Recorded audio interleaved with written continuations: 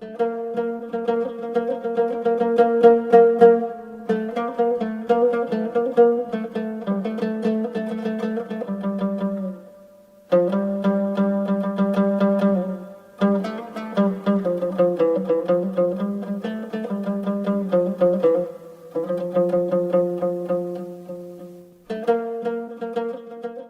عزیز سلام.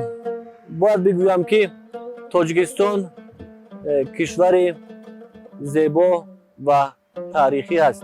این است که هر یک مکان را در این دیار کهن نام میبرند، زیرا هر یک دهه در تاجیکستان عزیز دارای تاریخ و تمدن خاص است و با فرهنگ مردمی و زندگی نامه هر یک منطقه از منطقه دیگر فرق میکند. عین حال ما قرار داریم در دهه ویشب ناحیه عینی. این دهه یکی از دهه‌های هست که با ساختار خانه‌های یک رنگ، با تمدن، با فرهنگ از دیگر مکان‌ها فرق میکند. چیزی دیگری که باید بگویم، در این مکان آرامگاه شمس تبریزی واقع است که امروز در برنامه ما پیرامون این دهه و همین آرامگاه شخصیت بزرگ به شما معلومات میدیم.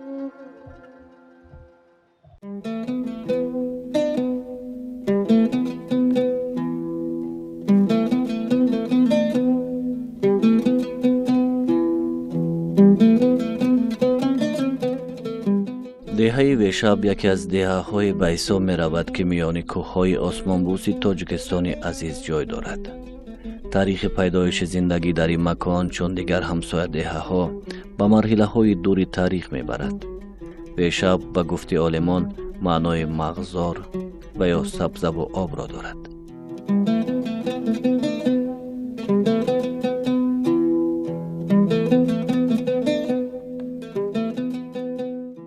وادی زرافشان جایگیر است و از مرکز ناحیه عینی 42 کیلومتر مسافت دارد و خیلی که تاریخ نگاران و باستانشناسان اثبات کردن تاریخ بیش از 1000 ساله دارد.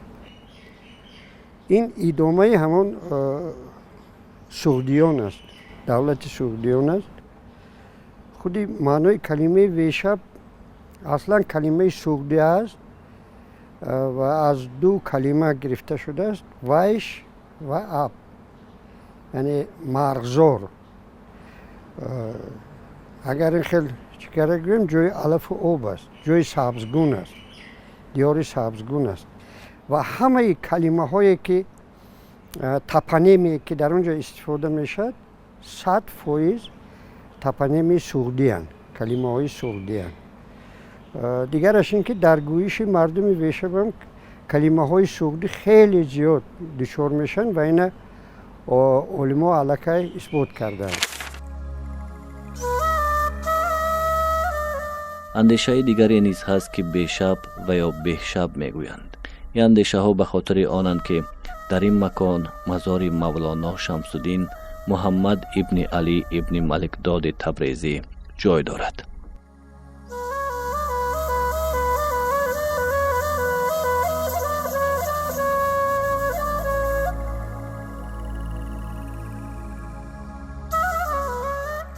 آرامگاه مذکور تاریخ طولانی دارد. یک زمان معین این مکان عبادتگاه دهکده بود و احترام گذشتگان نسبت این بزرگوار خیلی زیاد. کهنسالان دیار این مکان را به مولانای سبزپوش و یا مولانا شمس الدین سبزپوش نام می بردند. ولی کسی درست درک کردن نمی توانست که این مولانا کیست و اینجا کی خوابیده است. با گذشت وقت و دسترسی مطالب علمی و تاریخی معلوم می گردد که خانقاه اینجا بوده سال 1842 با فرمان امیر نصرالله بنا یافته است و چندین شخصان معروف دربار نیز چندین بار به این مکان بزرگ آمدند و زیارت کردند. زندگی نامه شگفت‌آور مولانا محمد ابن ملکداد شمس الدین تبریزی که در اندیشه و آرای اهل تحقیق تاکنون مورد بحث زیاد قرار دارد. پیش از همه به آن پیوند میگیرد که در تمام سرچشمه ها شروع از اون کتاب فرید یوسف سالار که به زندگی نامه مولانا اختصاص دارد و مناقب العارفین افلاکی اشارت به غیبت شمس تبریزی میکند و حتی بزرگترین دانشمندان و محققان معاصر مثل ابوالحسین زرینکوب و زمان فروزآفر که سالها در تحقیق هم میراث شمس تبریزی و هم مولانا خدمت کردند، بر همین اندیشه اعتماد دارند که شمس تبریزی بعد از اون ملاقاتی که با مولانا داشتند و اشارات زیادی در خود ولدنامه پسر مولانا سلطان ولد هم رفته، همیشه اشارات به غیبت است و حتی در تحقیقات ابوالحسین زرینکوب این فصل بحث با نام غیبت شمس عنوان‌گذاری شده است و سالهاست که در دهه ویشه ناحیه عینی مردم از دورترین دوران به هستی همین مزار با نام مولانا محمد شمس الدین ابن ملکزاد شمس تبریزی اعتماد دارند. عارفی بزرگی عالم عرفان خواجه مولانا محمد ابن علی ابن ملکزاد تبریزی تولدشون به سال 1185 میلادی راست آمده است و زاده تبریز می باشند. اصلا وابسته به پهلوهای روزگار این عارف عالم عرفان و فعالیت آثار، افکار و اندیشه سخنرانیدن و خلاصه های عمیق دقیق برآوردن نهایت دشوار است. به کدام خاطر دشوار است که چون که عاقبت کار این شخصیت ناپیداست تا حال و تا حال تحقیقاتی که واقعا عمیق و مفصل و دقیق باشد وجود ندارد.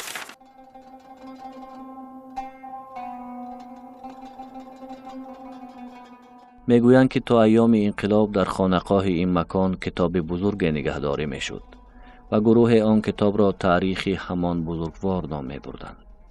همین گونه محققان اشاره به آن میکنند که آن کتاب کلیات شمس تبریزی و یا به عباره دیگر دیوان کبیر مولانا جلال الدین بلخی است.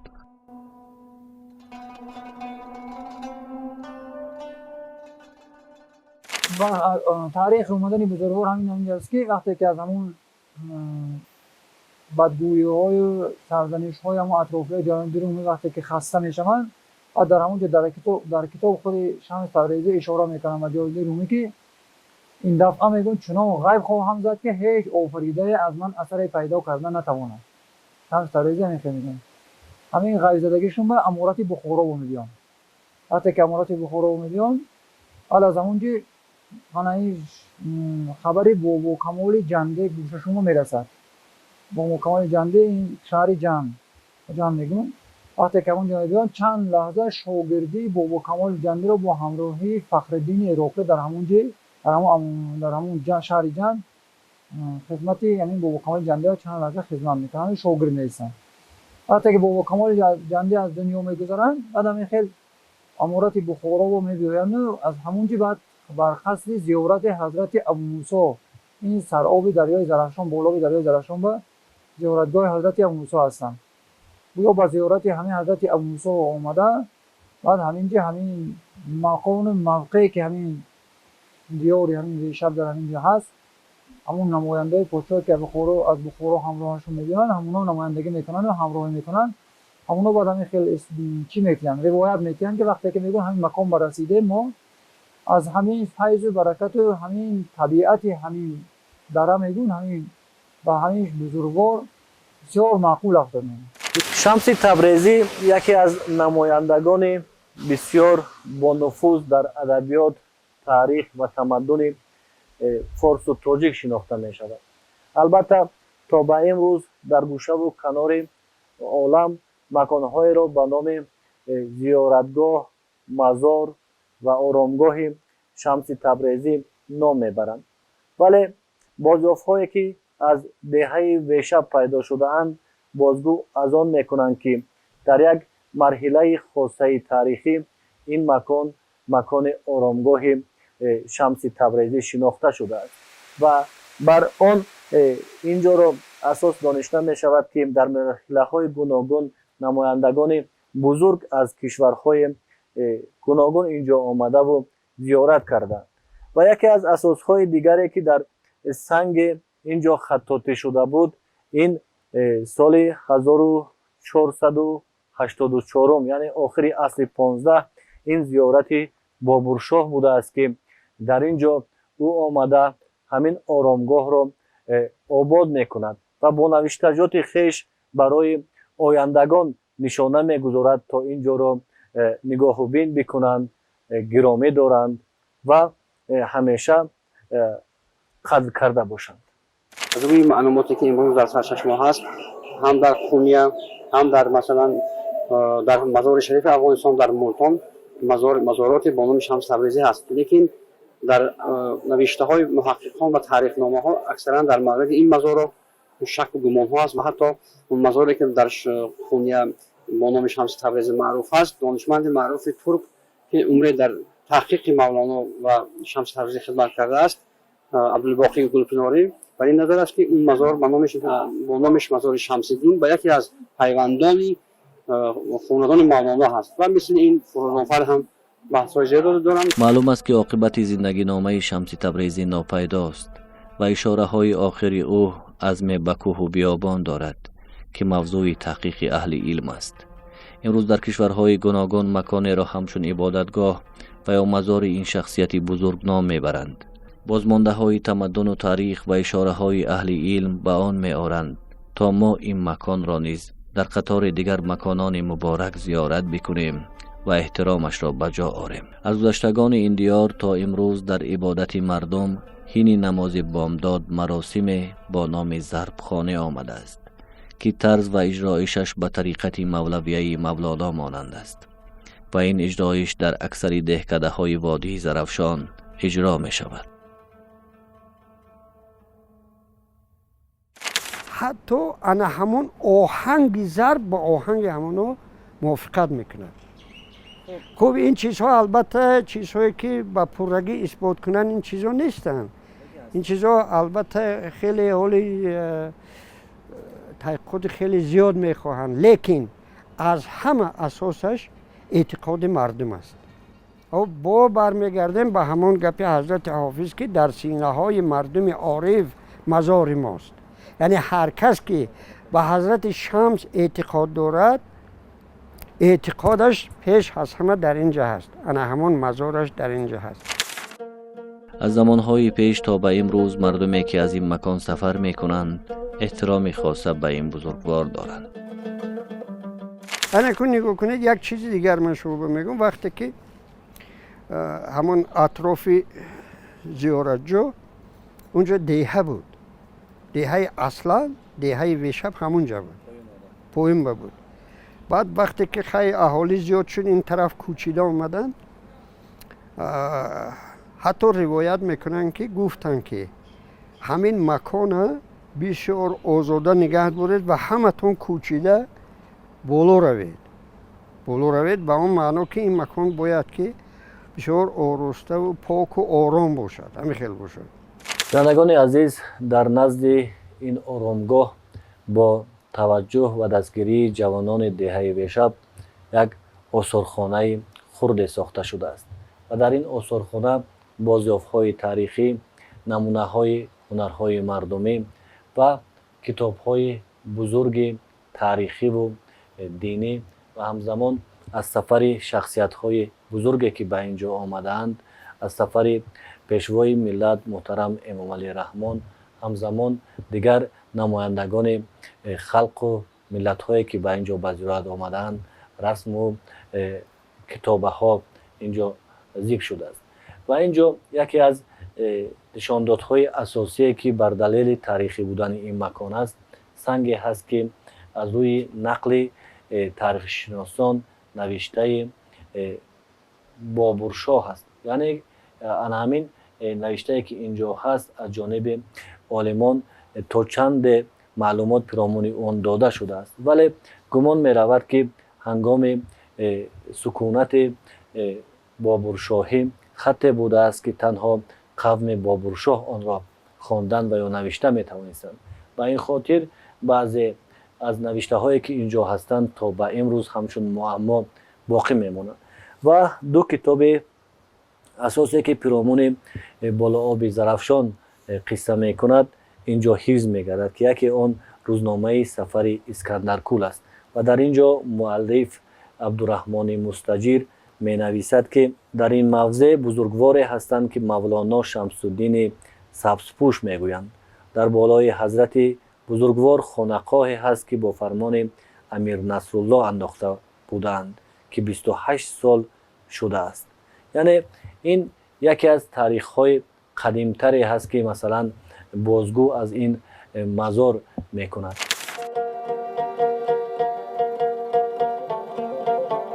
سفر پیشوای ملت اساسگذار صلح و وحدت پرزیدنت جمهوری محترم امام علی رحمان به این مکان بار دیگر اهل علم را وادار نمود تا تحقیقات بیشتر اینجا گذرانیده شود، زیرا بیشک هر پادشاه به این مکان بهر زیارت نمی آید.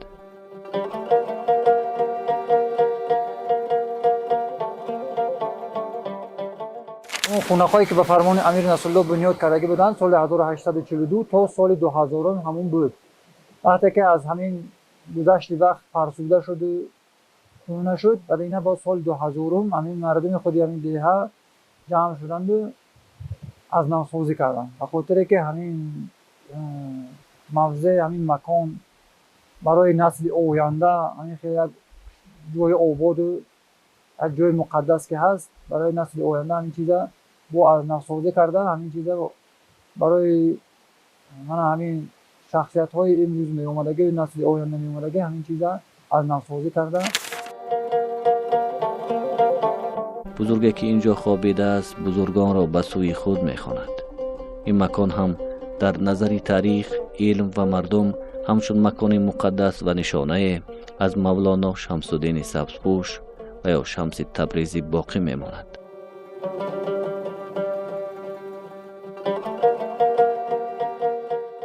خب اکنون اگر که ما با روایت ها تکیه کنیم، در وقتش اونجا میرزا بابور زیارت کرده بوده است. امیر نصرالله اونجا به یک خانقاه ساخته بوده است. خب این چیزها البته روایت نیستند، اینو اساس های تاریخی دارند. شما نگاه کنید که برای چی امیر نصرالله مثلا دیگر جا و نیو مخصوص همونجا به خانقاه بنیاد کرد؟ برای چی؟ سبب چی شد؟ معلوم می شود که در دوره امیر نصرالله هم همونجا بسیار زیارتجوی مشهور بوده است.